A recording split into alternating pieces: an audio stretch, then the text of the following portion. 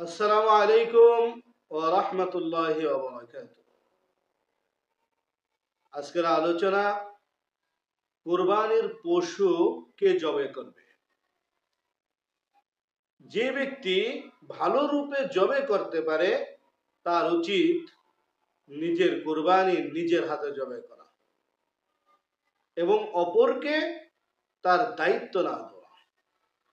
যেহেতু রাসূল সাল্লাল্লাহু আলাইহি ওয়াসাল্লাম স্বহস্তে নিজে কুরবানির পশু জবাই করেছেন এবং যেহেতু কুরবানি নৈকট্য দানকারী এক ইবাদত, তাই এই নৈকট্য লাভের কাজে অপরের সাহায্য না নিয়ে নিজেই কুরবানির পশুটা জবাই করাটা সবচেয়ে উত্তম।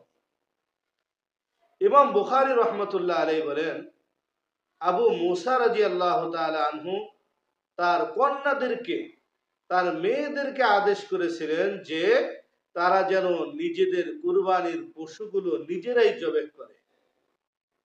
পক্ষান্তরে জবাই করার জন্য অন্য মানুষকে দায়িত্ব দেওয়া এটাও বৈধ।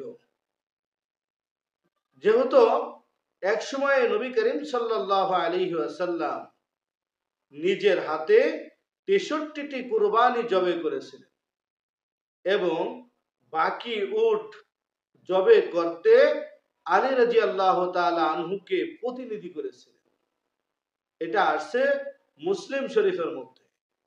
তো যেহেতু এই হাদিসে আল্লাহর রাসূল কুরবানির পশু জবাই করার জন্য আলী রাদিয়াল্লাহু তাআলা আনহুকে দায়িত্ব দিয়েছিলেন, তো এই হাদিসের আলোকে নিজে যদি জবাই করতে না পারি তাহলে এই ক্ষেত্রে অন্যকে দিয়ে কুরবানির পশু জবাই করা এটাও বৈধ। তো আজকের আলোচনা ছিল কুরবানির পশু কে জবাই করবে।